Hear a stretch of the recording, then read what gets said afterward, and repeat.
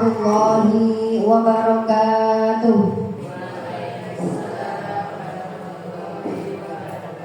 Alhamdulillahirabbil alamin. Wassalatu wassalamu ala asyrafil anbiya'i wal mursalin sayyidina wa maulana Muhammadin wa ala ali sayyidina Muhammad. Amma ba'd. Yang terhormat kepada Ibu Purworini SPD selaku Kepala Sekolah SDN 2 Ngaren, yang kami hormati Bapak Ibu guru hadirin yang hadir pada siang hari ini. Marilah pertama-tama kita panjatkan puja dan syukur kita kehadirat Allah Subhanahu wa Ta'ala yang telah melimpahkan rahmat hidayahnya sehingga kita dapat berkumpul pada acara pada siang hari ini. Yang kedua, sholawat dan salam semoga selalu terlimpahkan kepada junjungan kita Nabiuna Muhammad sallallahu alaihi wasallam yang kita nantikan syafaatnya di yaumul akhir. Amin ya rabbal alamin. Yang ketiga, kami selaku pembawa acara dalam rangka pemaparan aksi nyata modul 1.4 diseminasi budaya positif yang akan disampaikan oleh Ibu Titin Ikandriani SPD. Perkenankan kami membacakan susunan acara yang akan berlangsung pada siang hari ini. Adapun acara yang pertama pembukaan. Acara yang kedua menyanyikan lagu Indonesia Raya. Acara yang ketiga sambutan. Acara yang keempat inti. Acara yang kelima lain-lain. Dan acara yang terakhir penutup. Berhubung waktu sudah siang, marilah kita buka acara pada siang hari ini dengan berdoa menurut agama dan kepercayaan kita masing-masing. Berdoa dimulai. Selesai. Semoga dengan berdoa bersama acara yang diselenggarakan pada siang hari ini dapat berjalan dengan lancar. Amin amin ya rabbal alamin. Kita lanjutkan acara yang kedua, menyanyikan lagu Indonesia Raya. Kepada Ibu Nur Isnaini SPD, waktu dan tempat kami persilahkan. Bapak dan Ibu guru mohon untuk berdiri.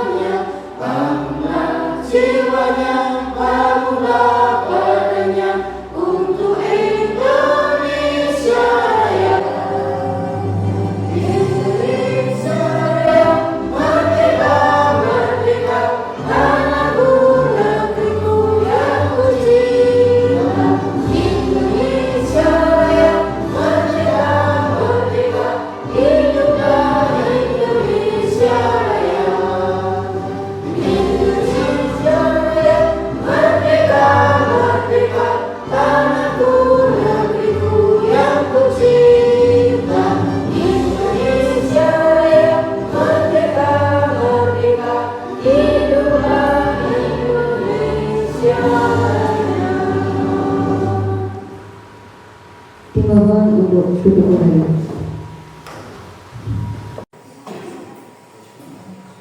Kita lanjutkan acara yang ketiga, yaitu sambutan. Kepada Ibu Purworini SPD selaku Kepala Sekolah SDN 2 Ngaren, waktu dan tempat kami persilahkan.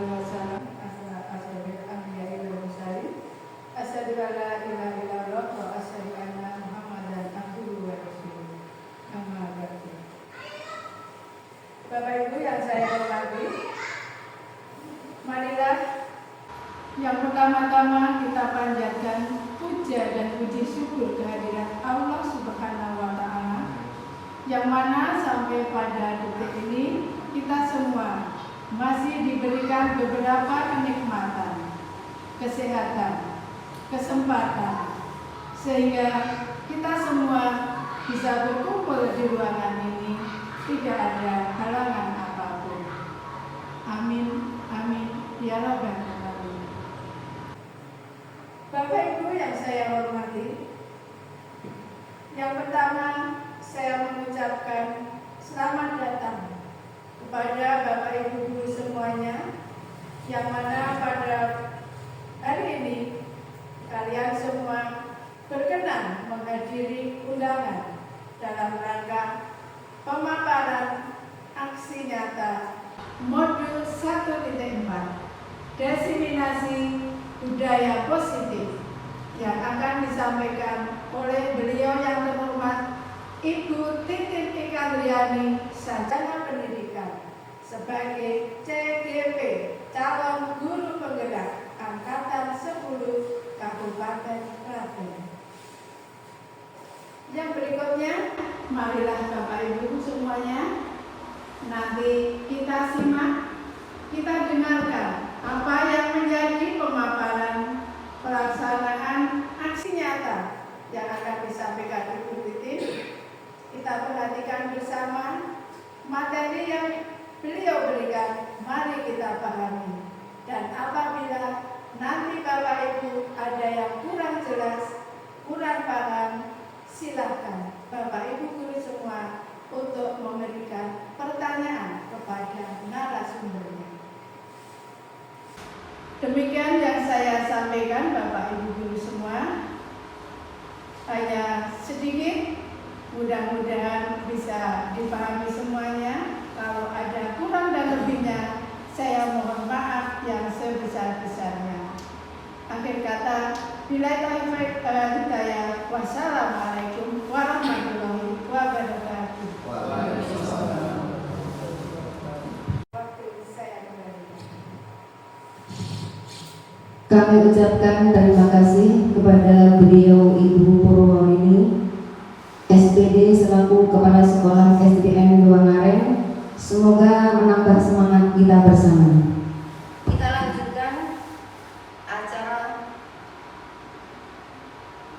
lanjutkan acara yang keempat, yakni acara inti, yaitu pemaparan aksi nyata modul 1.4 diseminasi budaya positif. Kepada Ibu Titin Ikandriani SPD, waktu dan tempat kami persilakan. Terima kasih atas waktu yang diberikan kepada saya. Assalamualaikum warahmatullahi wabarakatuh. Yang terhormat kepada Ibu Purworini SPD selaku Kepala Sekolah SDN 2 Ngaren, yang kami hormati pula Bapak Ibu yang hadir pada siang hari ini. Pertama-tama kita panjatkan puja dan puji syukur kepada Allah Subhanahu wa Ta'ala yang telah memberikan beribu-ribu kenikmatan sehingga kita semua bisa hadir kepada acara siang hari ini. Di sini saya tidak sebagai yang merasa pintar ya Bapak Ibu, saya hanya berbagi praktek dari modul 1 yang saya pelajari selama ini. Mohon izin Ibu Kepala, saya mau berdiri.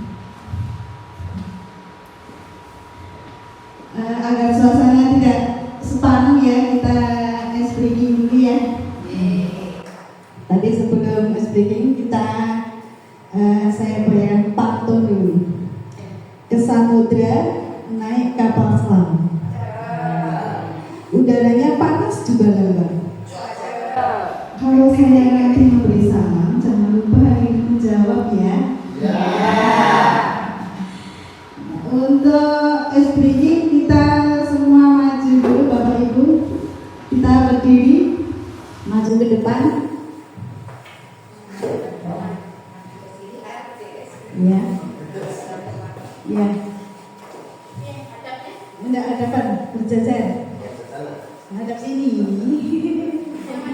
jajan. Nggak apa-apa jajan. Iya. Mohon maaf ya. Tangannya seperti ini. Iya. Tangannya seperti itu ya. Mirip, Mbak. Oh, enggak. Foto yang mirip. Nanti ini kan jadi ada yang pendek namanya jempol. Ini telunjuk. Ini lilin ya. Untuk jempol itu sebagai ganti angka 1. Ini 2. Ini 3. Ini 4. Ini 5. Saya mempunyai anak 5. Ya, nanti kalau saya bilang anak ke 1 lari saya mau tangkap. Nah, kamu pegang jempol teman kamu ya.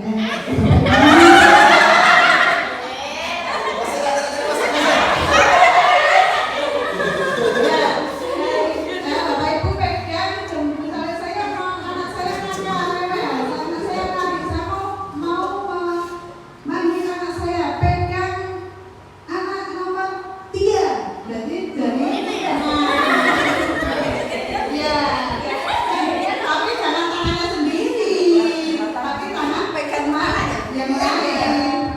Maaf itu ada di sini. Ke sini. Nah,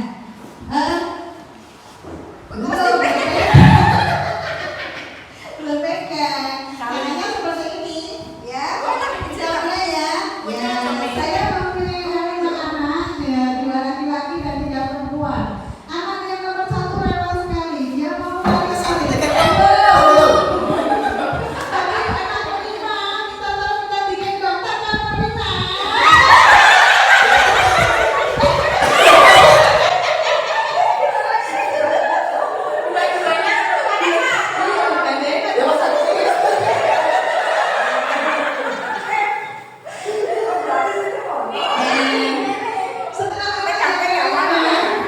Sudah saya gendong, ternyata anak yang nomor 1.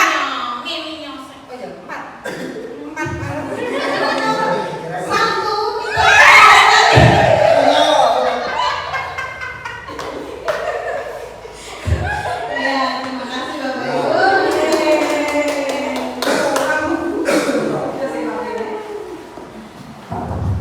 Ya, ini bisa mencairkan suasana. Untuk siang hari ini saya akan memaparkan diseminasi budaya positif. Ya, ini ya. Salam tergerak, bergerak dan menggerakkan. Saya sudah tergerak. Kemarin saya sudah tes dan saya terjaring. Akhirnya saya bergerak dan insya Allah saya sudah akan menggerakkan. Tapi untuk diri saya sendiri dan kelas saya selanjutnya nanti ke imbasnya ke yang lain. Itu pengajar praktek saya, yaitu Bapak Taufik Arianto. Fasilitator saya yaitu Ibu Erna Widyastuti. Ya. Jika pengajar enggan belajar cara mengajar, maka tidak heran para pelajar enggan belajar. Guru yang pintar itu mahal, tapi guru yang peduli dan ikhlas itu jauh lebih mahal.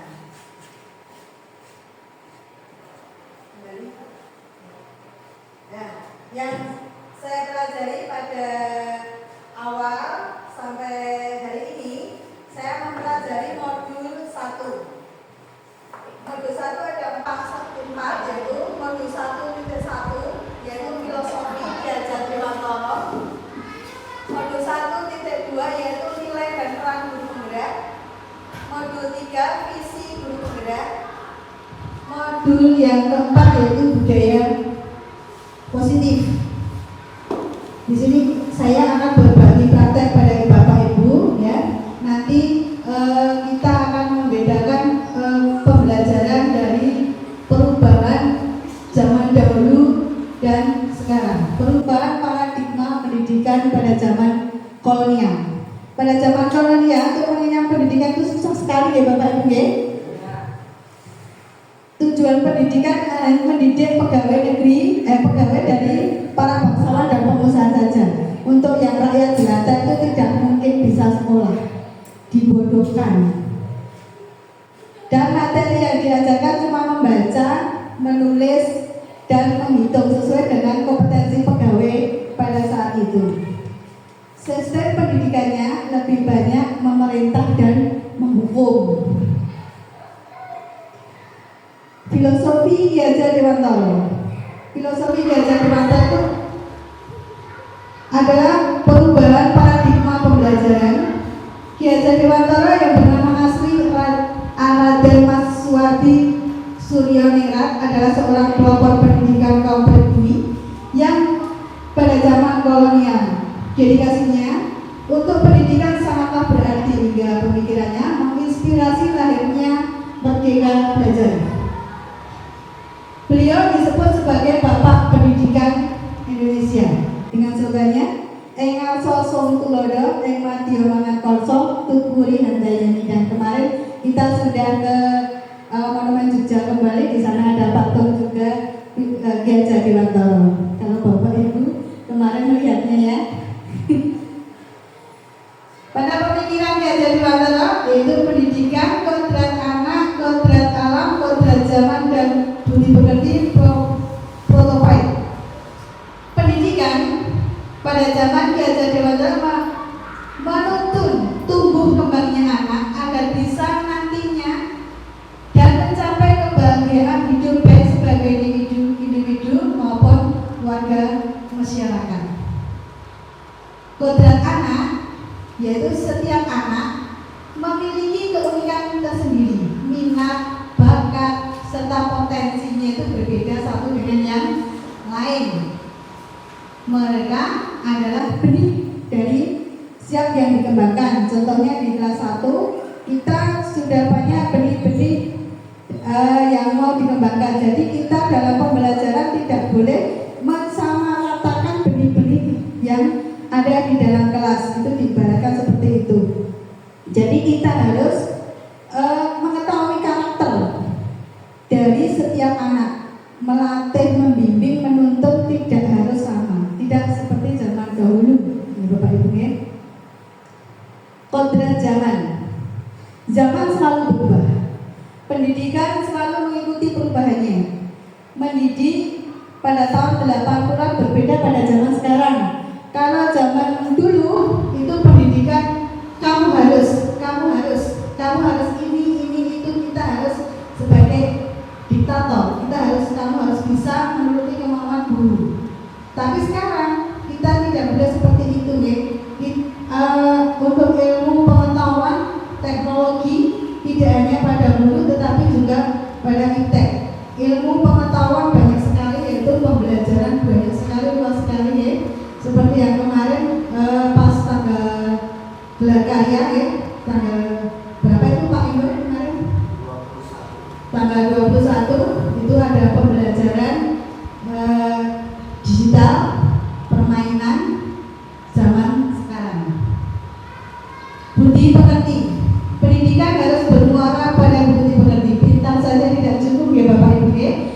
Belum juga memastikan mereka memiliki karakter yang mulia, harus mampu membimbing ke penguatan karakter akhlak mulia. Prototipe, belajar yang memerdekakan anak, berpihak pada anak tanpa memaksakan diri, sehingga mereka mampu menemukan potensi dan kebahagiaan dalam hidupnya. Jadi kita tidak bisa memaksakan anak sekarang. Kita harus menuruti kemauan anak. Kamu maunya apa? Bagaimana? Kamu karakternya seperti apa? Kamu mintanya belajarnya apa? Jadi tidak boleh dipaksa. Konsep belajar Ki Hajar Dewantara yaitu menuntun. Pengajaran adalah bagian dari pendidikan. Pendidikan harusnya menuntun, bukan menuntut murid. Sekarang kita menuntun, membimbing, mengajari anak agar tidak kehilangan arah. Arah apa? Arah untuk meraih prestasi atau bakat minat yang dimiliki oleh anak didik kita. Jadi saya merasa bersalah sekali Jujur saya pada waktu belum mempelajari ini, saya seperti memaksakan kehendak diri saya untuk memaksa si anak untuk bisa. Karena saya juga dituntut dari masyarakat. Masyarakat menuntut saya, anak kelas 1 harus bisa membaca, menulis, dan berhitung. Dari tuntutan itu, saya memaksa juga anaknya. Saya paksa untuk bisa. Tapi ternyata setelah saya mempelajari konsep dari Ki Hajar Dewantara dengan menuntun, ternyata itu salah. Kodrat anak, setiap anak itu memiliki keunikan tersendiri. Biar mereka belajar dengan cara mereka, dengan kemampuan mereka, guru hanya mampu menuntun dan mendampingi. Contohnya, kalau anak berbakat dengan menggambar, anak tidak pandai matematika, anak tidak pandai ke bidang IPAS, apakah itu dikatakan bodoh Bapak Ibu? Tidak. Anak sesuai dengan potensinya tidak boleh dikatakan bodoh. Pada pembelajaran ini semua anak pintar. Mereka mempunyai karakternya sendiri-sendiri. Petani, pendidik itu seperti petani. Pendidik itu kita, itu seperti petani. Banyak bibit, berbeda mengolahnya, cara merawatnya. Cara mengolah, merawat, menanam padi sama menanam jagung itu beda ya Bu Yeni ya? Beda ya. Kandungan airnya, robotnya beda ya Bu Yeni ya? Ya, itu kita samakan dengan kita merawat anak didik kita. Dari anak yang satu dengan yang lain itu tidak sama, karakternya berbeda-beda. Semua kelas dari 1 sampai kelas 6 pasti mempunyai siswa yang mempunyai karakter yang berbeda-beda. Trikon, kontinuitas yaitu ada dialog secara berkelanjutan terkait pendidikan yang berdasar pada budaya masyarakat. Kompetensi itu pendidikan harus memperkuat kemanusiaan. Konsensus berarti pendidikan harus menghargai keragaman. Kita harus secara bersama-sama kita melakukan dialog kepada anak didik kita. Sekarang ke modul 1.4 yaitu budaya positif. Dan budaya positif ada pemahaman konsep yaitu disiplin positif dan teori kontrol, posisi kontrol, teori motivasi, hukuman dan penghargaan, segitiga restitusi, kebutuhan dasar manusia dan keyakinan kelas. Lanjut Pak. Apakah makna disiplin itu? Sebelumnya ya, untuk saya memaparkan memberikan apa yang saya pelajari, apa Bapak Ibu sudah pernah mempelajari ini? Nah ini kita berbagi praktek ya Bapak Ibu ya. Nah, saya berbagi praktek, nanti Bapak Ibu juga berbagi praktek. Jadi kita sama-sama menggali demi kebaikan kita. Apakah disiplin itu? Disiplin berasal dari bahasa Latin yaitu apa? Dulu itu bahasa Inggrisnya disiplin. Nah, yang artinya belajar. Makna asal dari kata berkonotasi dengan disiplin diri dari murid Socrates dan Plato. Disiplin membuat orang menggali potensi menuju sebuah tujuan yang dihargai. Namun dalam budaya kita, makna kata disiplin berubah menjadi sesuatu yang dilakukan pada orang lain untuk mendapatkan kepatuhan. Kecenderungan umum adalah menghubungkan kata disiplin dengan ketidaknyamanan, bukan dengan apa yang kita hargai atau pencapaian suatu tujuan yang mulia. Lanjut Pak. Disiplin positif. Disiplin positif yaitu ada teori kontrol, disiplin dan nilai kebajikan. Disiplin teori kontrol mengubah paradigma bagaimana kita melihat dunia, bagaimana berpikir tentang manusia, skema,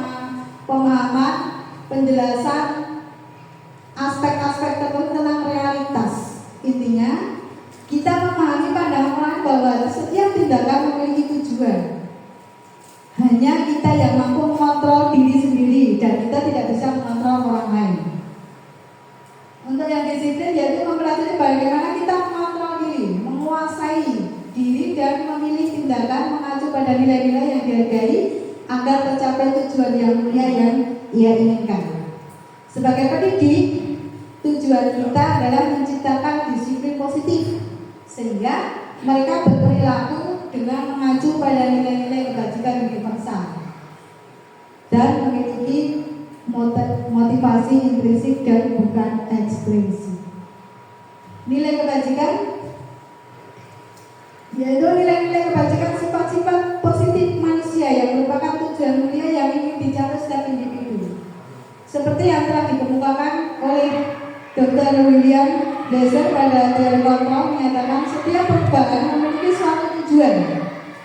Yang selanjutnya D.T. Glasser mengemukakan bahwa dengan mengaitkan nilai-nilai kebajikan yang diyakini seseorang, maka motivasi intrinsnya akan terbangun sehingga menggerakkan motivasi dari dalam untuk mencapai tujuan mulia yang diinginkan. Coba.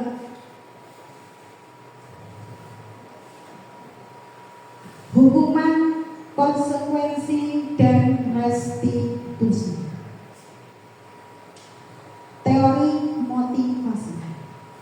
Untuk menghindari ketidaknyamanan atau hukuman, untuk mendapatkan imbalan, penghargaan dari orang lain, untuk menjadi orang yang mereka inginkan dan menghargai diri sendiri dengan orang-orang yang mereka percaya. Nah, sekarang apa itu hukuman? Hukuman itu bersifat tidak direncana atau tiba-tiba. Contohnya kemarin ya Pak Ibu ya, pada waktu upacara kita melatih ya, jelas pas itu yang dilatih tidak hadir, kita seakan-akan mau menghukum anak itu. Karena apa? Pada saat pelaksanaan anak itu tidak hadir, tapi kenyataannya apa kita menghukum? Tidak. Pada waktu posisi kontrol seperti itu. Konsekuensi, disiplin dalam bentuk konsekuensi sudah terencana atau sudah ada kesepakatan yang disetujui oleh murid. Umumnya bentuk konsekuensi itu dibuat oleh guru dan murid mengetahui sebelumnya konsekuensi akan diterima bila ada pelanggaran.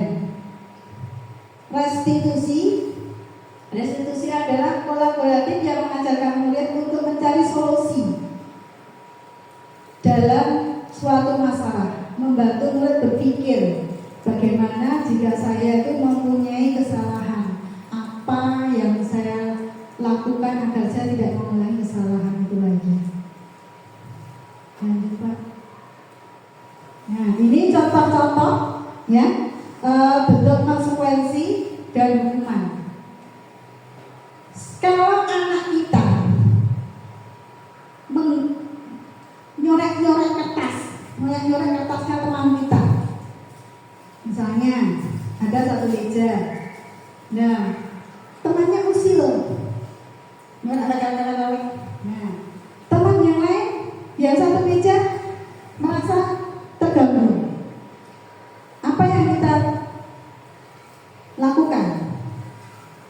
Kita akan memanggil anak itu dengan konsekuensi mengganti kertas yang dicoret. Itu konsekuensinya. Misalnya usil, mejanya ditipek. Model kelas besar kan pakai tipek ini, ditulis dicoret-coret. Konsekuensinya apa? Kita ya, apa yang kamu lakukan, konsekuensinya apa? Kita tanya, kalau kamu melakukan hal ini, kamu apa konsekuensinya kamu? Nah, konsekuensinya yaitu membersihkan. Duduk di bangku di pinggir lapangan pada jam istirahat, dia tidak diizinkan bermain oleh guru piket karena mencederai teman setelah bermain di lapangan. Konsekuensinya. Nah, hukuman. Nah sekarang kamu harus mencatat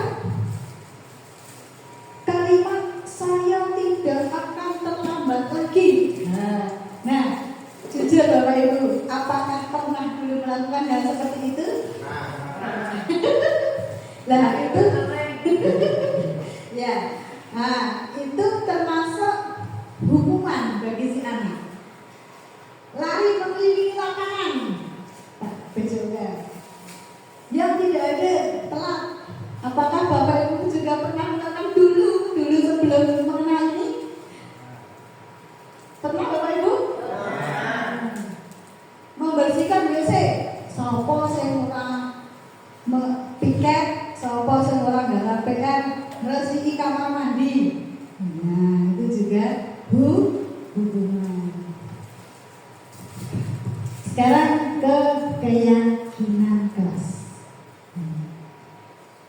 Peraturan yang dibuat mengendalikan untuk menciptakan suasana seperti yang dibuat si pembuat. Keyakinan kelas. Ya, setiap kelas itu mempunyai kesepakatan antara siswa dan guru.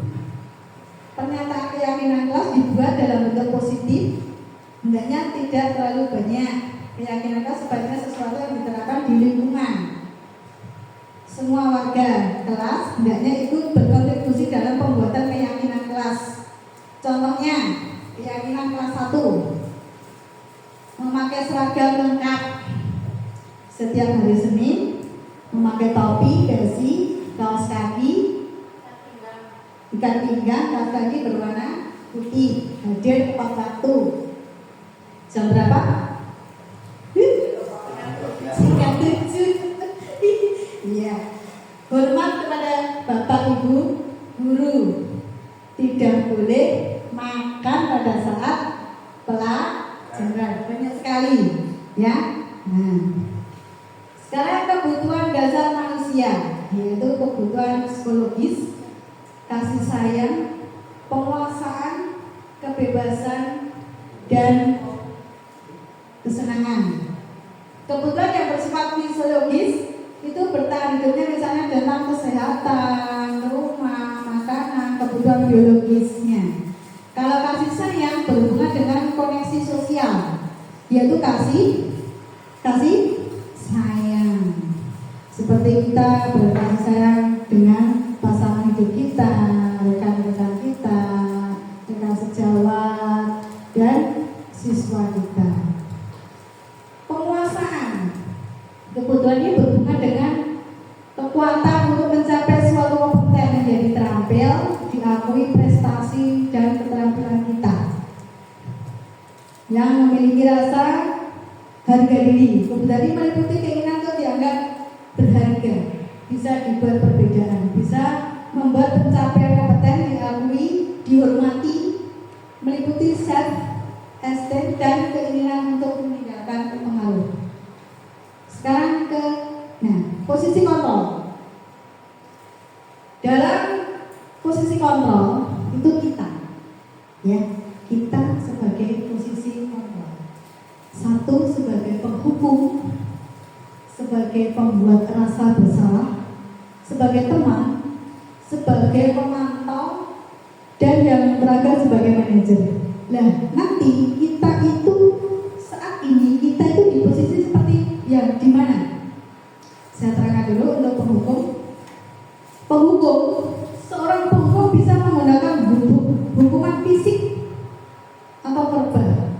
Seperti tadi yang sudah saya utarakan tadi, orang menjalankan posisi hukum senantiasa sekolah itu memerlukan sistem alat yang dapat menekan murid. Guru menerapkan posisi penghukum akan berkata, patuhi, awas ya, awas. Kata-kata awas, patuhi itu artinya menghukum. Apakah kita sebagai teman terhadap siswa kita, guru memposisikan sebagai teman itu pasti tidak akan menyakiti, ya kan Bu Bintari? Iya. Kita sebagai teman tetapi berkolaborasi, kita berbicara, kita mendekati teman, tapi kita tetap saling menghargai. Yuk, dengan bareng yuk main HP bareng, tidak seperti itu.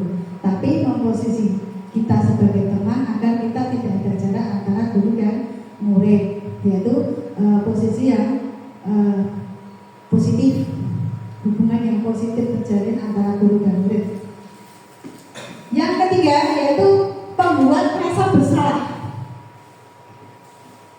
Pembuat rasa bersalah ini guru itu melakukan kegiatan seolah-olah anak itu nih merasa bersalah, sedih.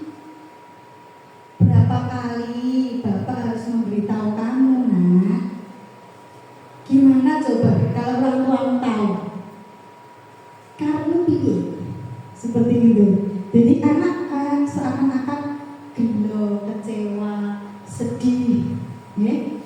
Karena dibuat oleh guru, dia seakan-akan itu punya rasa bersalah yang sangat besar sekali. Yang keempat adalah pemantau. Memantau berarti mengawasi. Kita mengawasi, bertanggung jawab perilaku orang-orang yang kita awasi. Posisi mantau, konsekuensinya adalah menggunakan sanksi atau konsekuensi, memisahkan hubungan pribadi dengan murid. Yang terakhir yaitu sebagai manajer. Manajer adalah posisi di mana guru berbuat sesuatu bersama dengan murid. Mempersilahkan murid yaitu untuk bertanggung jawab, mempertanggungjawabkan perilakunya, mendukung murid agar dapat menemukan solusi permasalahan yang mereka hadapi. Banyak sekali permasalahan dari siswa kita dari kelas 1 sampai kelas 6, banyak sekali. Ada yang dibully, ada yang bertengkar, ada yang ya sering terlambat sekolah, ada yang sering makan pada waktu pembelajaran, ada yang sering mengganggu temannya yang lain. Nah itu jelaskan. Nah, dalam 5 tadi itu ada solusi dari manajer yaitu segitiga restitusi. Segitiga restitusi itu adalah validasi kebutuhan, menstabilitaskan identitas, dan menanyakan keyakinan. Menstabilkan identitas yaitu bertujuan untuk mengubah identitas anak dari yang gagal karena melakukan kesalahan menjadi orang yang sukses. Validasi tindakan, setiap tindakan kita dilakukan suatu tujuan yaitu memenuhi kebutuhan dasar. Kalau kita memahami kebutuhan dasar apa yang mendasari sebuah tindakan, kita bisa menemukan cara-cara yang paling efektif untuk memenuhi kebutuhan tersebut. Keyakinan, ketika identitas sukses telah tercapai, maka anak akan siap dihubungkan dengan nilai-nilai yang dipercaya, berpindah menjadi dia yang dia inginkan. Nah, ini ada kasus ya, itu siswa kelas 4 laki-laki, Hajib namanya, dia siswa kelas 4. Pada hari Senin dia harusnya menjadi pemimpin upacara yang di depan itu, tetapi dia tergesa-gesa karena dia bangun terlambat. Dia memakai baju yang seragam saja, peralatan tubuhnya tidak dipakai. Dia tidak membawa topi dasi, kaos kaki pun warnanya juga berbeda. Nah, ini ya. Iya, videonya Pak. Ini kasus dari Mas Haji.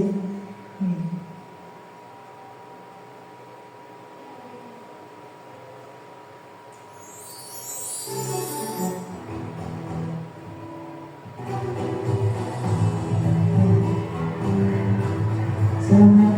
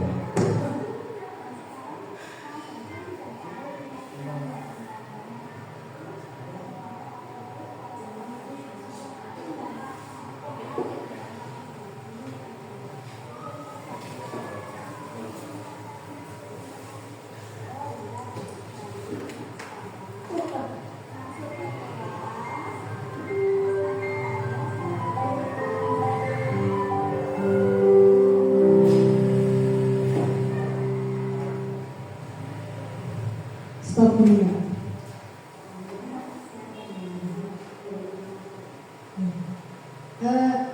Dari kasus yang tadi, dari kasus ini posisi kita yang baik itu sebagai apa? Posisi sebagai teman? Apa kita sebagai posisi manajer? Apakah kita sebagai penghukum karena anak itu tidak mematuhi aturan, karena tidak memakai atribut pada setiap hari Senin dan selalu seperti itu? Nanti setelah kasus yang kedua, nanti saya akan bertanya kasus yang selanjutnya, Pak. Ya.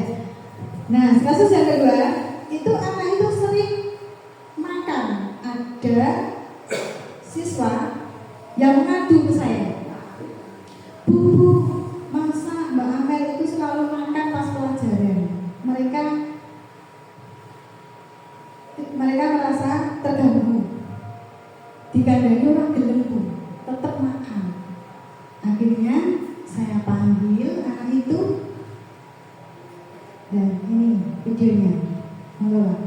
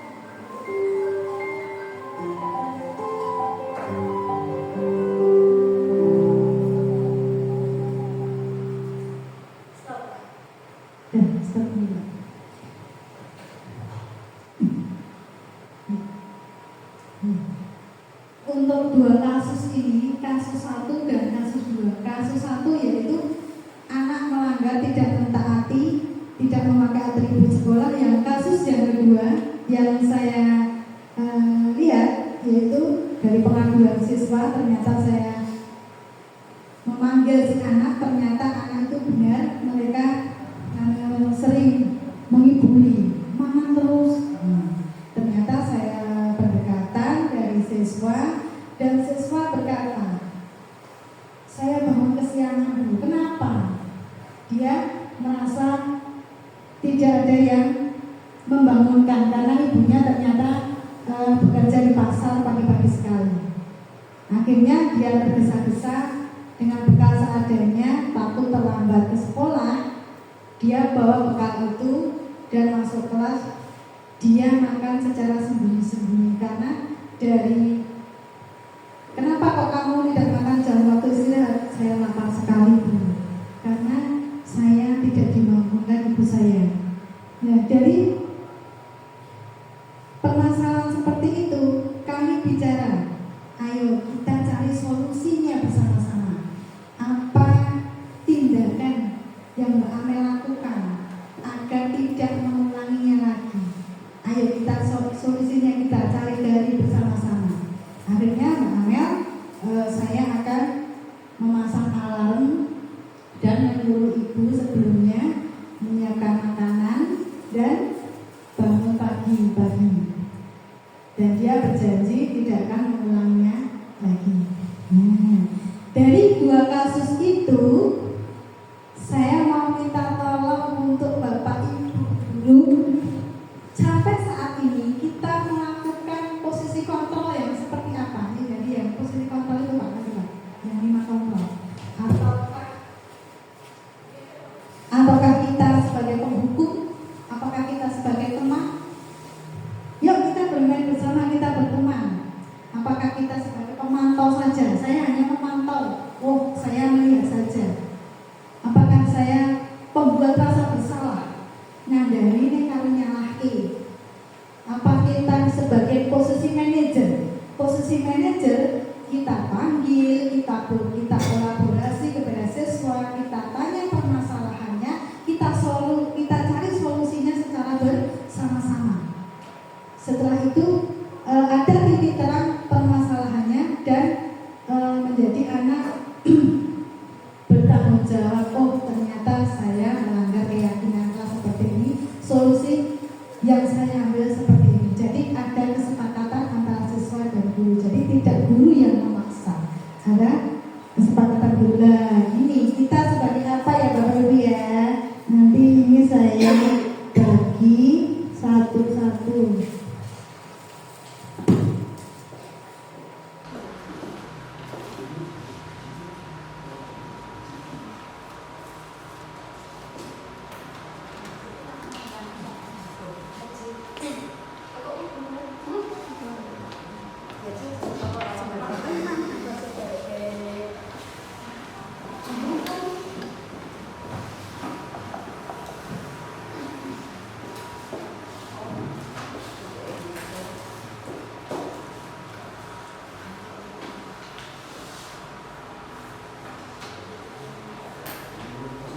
Posisi kita sebagai apa? Saya guru, jujur ya. Jujur. Pada saat ini kita jujur. Ibu bapak guru itu saat ini sebagai posisinya sebagai apa? Saya itu sebagai penghukum anak yang saat ini masih membiasakan sebagai penghukum, atau kita sebagai teman. Kita sebagai teman. Jadi tidak ada jarak antara guru dan siswa, atau sebagai pembuat rasa bersalah kita, dan atau cuma memantau kegiatan siswa, atau sebagai manajer.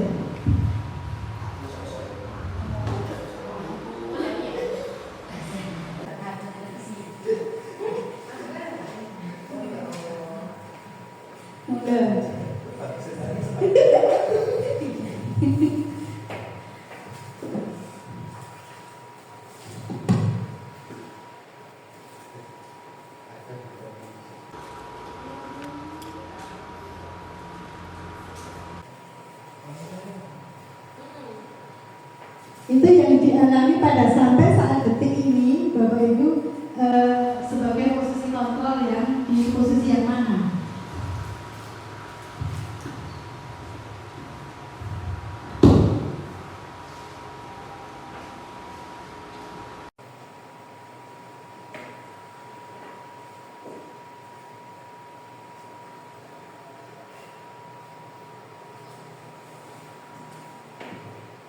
Sudah?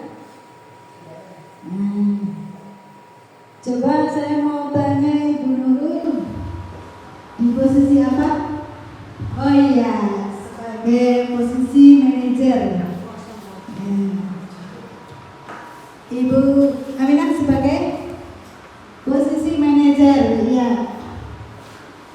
Untuk Ibu Ali,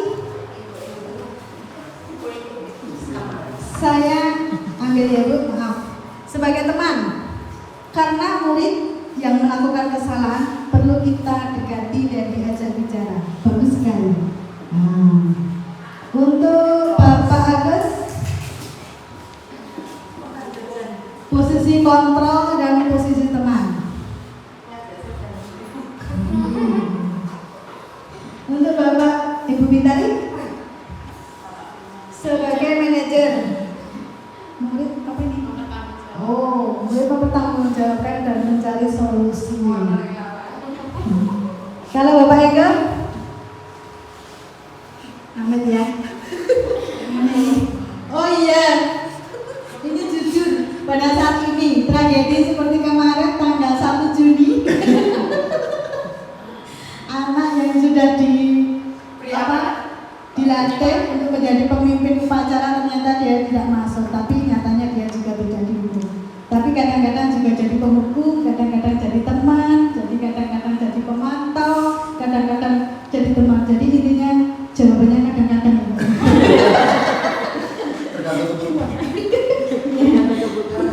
Untuk Bu Riani, oh iya, ini juga sama ini. Kok cocok ya?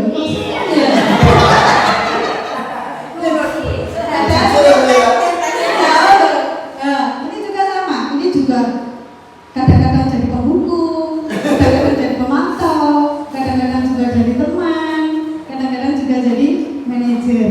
Ya, terima kasih.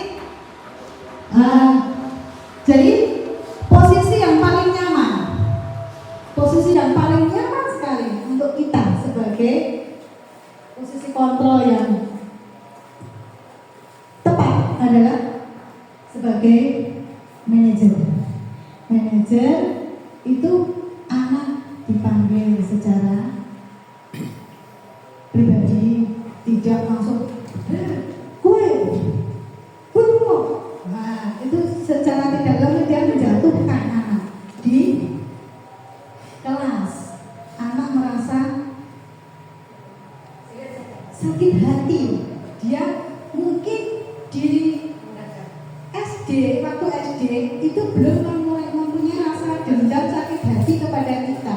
Tapi waktu anak itu sudah lulus sekolah, aku biar tahu dikom. Kalau pakai, kalau bukai, dia teringat-ingat, terngiang-ngiang terus. Nah, jadi saya juga pernah mengalami hal seperti itu. Dulu waktu saya belum mengenal ini, yang tidak mengerjakan PR keluar. Nah, akhirnya tak cari di luar tidak ada. Sebenarnya malah iya, beli dawet Bu. Beli dawet jajan. Nah, dia tidak bertanggung jawab. Akhirnya, ternyata apa yang saya lakukan salah. Posisi yang baik adalah sebagai manajer. Kita berkolaborasi, kita berbincang-bincang bagaimana solusinya, kita cari solusi bersama-sama dengan si anak yang berbuat kesalahan. Jadi kita tidak sebagai penghukum. Nah, itu Pak. Lanjut.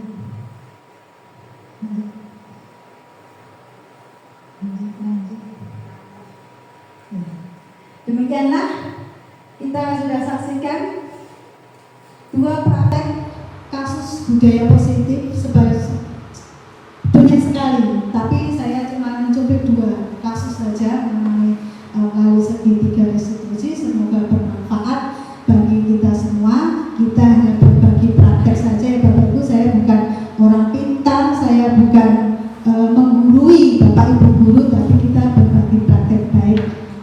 Semoga untuk kedepannya kita akan lebih baik lagi untuk belajar, mengajar, membimbing dan menuntut anak didik kita untuk meraih prestasi dengan bakat yang dimiliki setiap anak. Demikian paparan modul 1 debat diseminasi budaya positif. positif yang saya sampaikan. Waktu dan tempat saya kembalikan ke pembawa.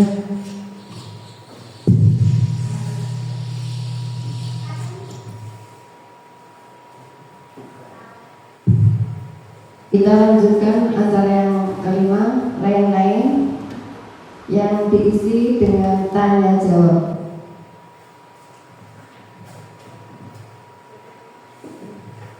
Ya, dari paparan yang tadi apakah ada yang bertanya? Iya.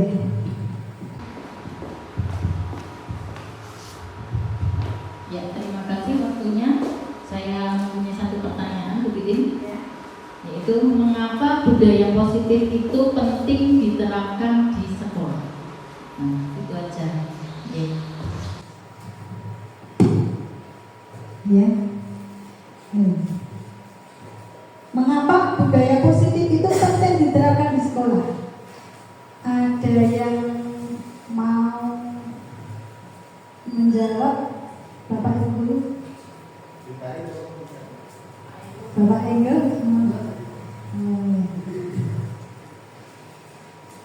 Ya, saya mau mencoba menjawab pertanyaan dari Ibu Bitari. Mengapa budaya positif itu penting diterapkan di sekolah? Karena dengan budaya positif itu kita bisa menerapkan kita ke anak-anak bergotong royong, berkolaborasi bersama-sama dengan rasa kepedulian dari satu sama lain. Contohnya apa? Ada bentuk kolaborasi yaitu bergotong royong, kerja bakti, budaya positif. Ada mentaati peraturan, ada toleransi saling menghargai satu sama lain, ada sikap sopan santun terhadap guru. Banyak sekali apa yang diterapkan budaya positif di lingkungan kita, mengikut sertakan ekstrakurikuler, aktif dalam kegiatan-kegiatan yang dilaksanakan di sekolah kita. Itu guru bisa diterima?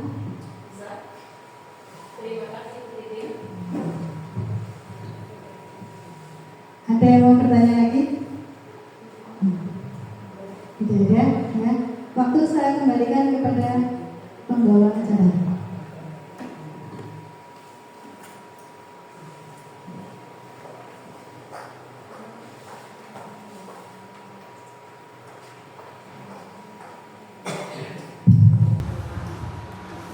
Acara yang terakhir, yakni penutup dari saya pribadi.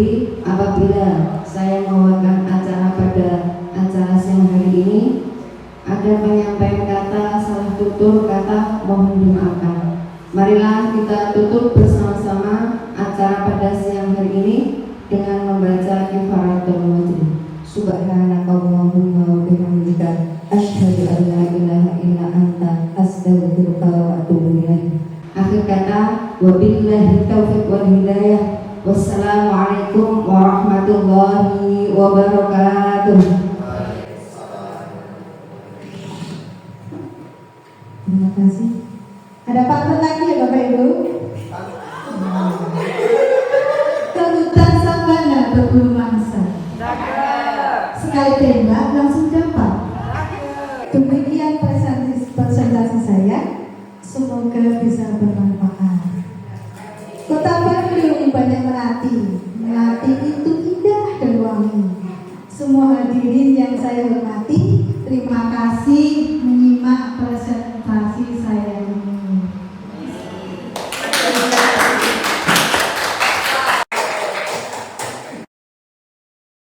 Assalamualaikum warahmatullahi wabarakatuh. Perkenalkan, nama saya Tuti Adminikisari, guru kelas 2 SDN 2 Ngarin.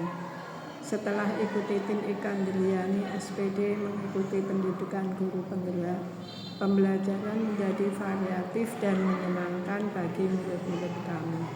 Saya berharap rekan guru lain dapat mengikuti apa yang telah dilakukan oleh Ibu Titin Ikan Deliani SPD.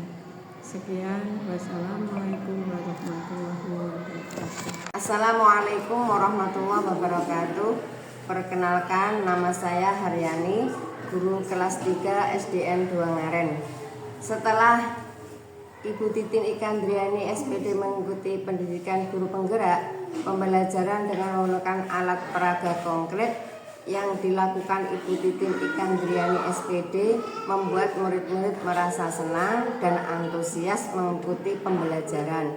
Saya menjadi terinspirasi untuk mengikuti apa yang sudah dilakukan oleh Ibu Titin Ikandriani SPD untuk kelas 3. Pembelajaran menjadi variatif dan menyenangkan bagi murid-murid kami. Saya berharap rekan guru lain untuk mengikuti apa yang telah dilakukan oleh Ibu Titin Ikandriani SPD. Wassalamualaikum warahmatullahi wabarakatuh.